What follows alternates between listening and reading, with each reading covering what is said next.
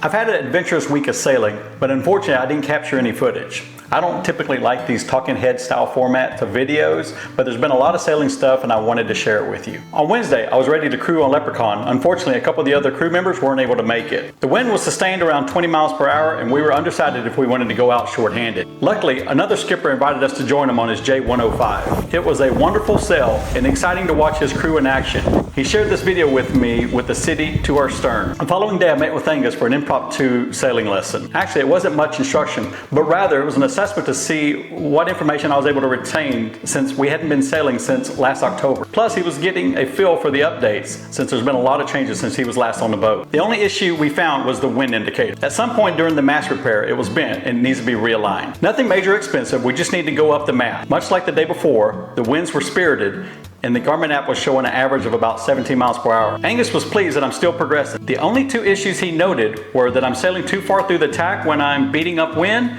and I quickly drift off course when I'm distracted. In other news, I found a new to me mainsail on eBay. I've been searching online, but it's been a challenge to find a comparable sail. Everything I read online said there shouldn't be much performance difference if you keep the sail size within 10%. It's a North mainsail that appears to be in a near new condition, and it's less than 7% smaller than the original sail. The sail is 6.4 ounce Dacron with 2 reefs, 2 full battens, and 2 half battens. The only concern I have are the lugs. And for what I'm read, the track lugs for boats under 25 foot should be the same size. It's due to arrive later this week and I'm likely to post a video. This week's video was aimed at replacing the Seacocks, which turned out to not really be a project at all. Since buying the boat, the Seacocks have been seized. The valves were in the closed position and only one is below the waterline, so it wasn't urgent, but it's time to address the issue.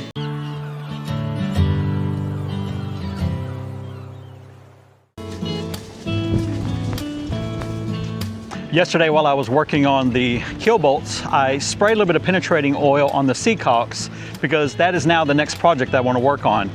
When we had to haul out, it would have been the best time to replace those just in case I needed to work on the through hulls.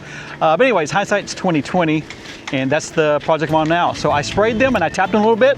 This is day 2. I want to do another run at spraying them and just let this penetrating oil do its job to see what might actually work and see if we can get them to unseize. In this boat, I only have 3 valves. Right here is the holding tank, and you'll see that I have a valve right back here. It's above the water line, and then as we go down, there's the work from this weekend. Again, super excited about that. So we have the sink and we have another valve. We look back here.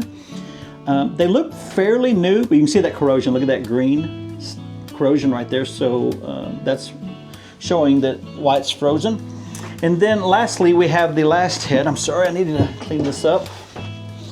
So the last valve we have is right here, and this one goes to the head, which is right next to it. So, and those are all frozen. But I do have some other through holes over here. If you happen to know what they are, let me know. I haven't spent a lot of time looking to see what they are. They're sensors. That one's actually just capped off, but we have 2 others here, and they're probably, you know, something to do with the speedometer or depth finder. I haven't started working on the electronics yet, so that will be coming soon. As I mentioned in a previous video, I wasn't familiar with this brand. It's called Blaster. I've had really good luck with it here in a couple projects that I've used. So I'm hopeful that it will unseize these valves. So what I'm doing here is just spraying a little bit on it. Let me just go ahead and shake it up, give it a little squeeze. And we're gonna just let that. And then we're just gonna give it small little taps. I'm not tapping very hard at all. I just wanna see if I can kind of allow that penetrating oil to get in there. Little hammer for little taps.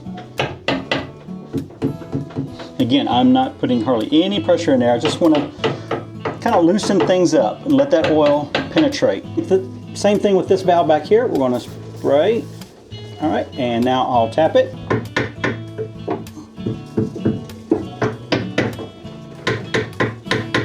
And let's move on to the last one. Of all the valves, this is the least significant, but a little bit of spray, kind of harder to reach.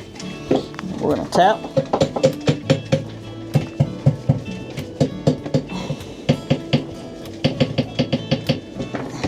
All right, let's allow that to sit for another day and we'll come out and see what happens. It's been a couple days since we sprayed the valve, and I want to see if I'm able to loosen them at all. So excuse the rocking on here. It's really windy outside, and so you might see some extra movement.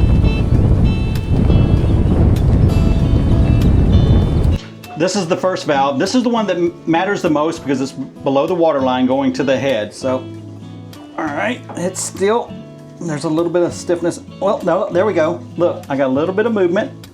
Oh, there. I felt it when it broke loose. Look there. All right.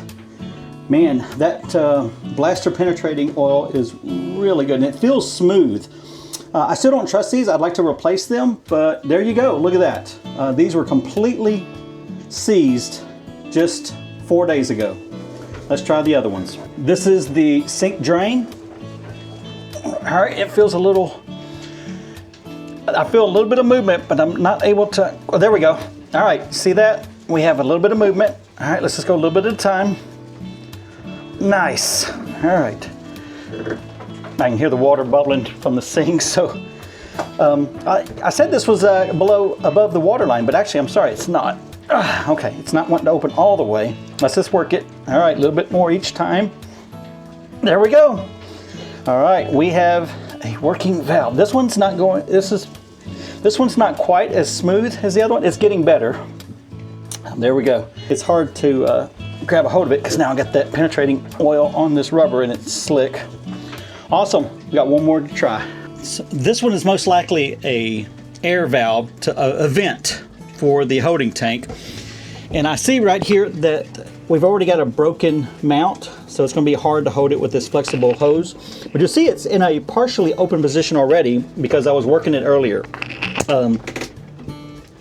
So yeah, you can feel it when it breaks free. Just like the sink, it's not wanting to work as easy. There we go. All right, look at there, all the way open. I need to replace these hoses, and I feel like I'm about to break the other mount trying to work this. It's a really hard position. I can undo these clamps and work it outside of here, which is probably what I should have done, but I didn't think about that. But either way, it's opening and closing. But I feel like I can't close it all the way, so this one is going to be slightly problematic. But of all of them that I might have a problem with, this one is the one I'd want it to be with. Well, that's it. What I thought was going to be a large project ends up being one of the easier projects that I've had on this boat.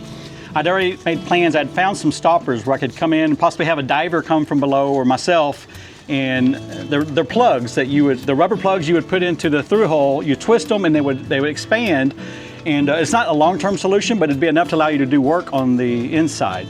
I had already looked at those. I was getting ready to purchase them. I needed to find out what size through hull I had. I wanted to see if that penetrating oil might actually fix the problem.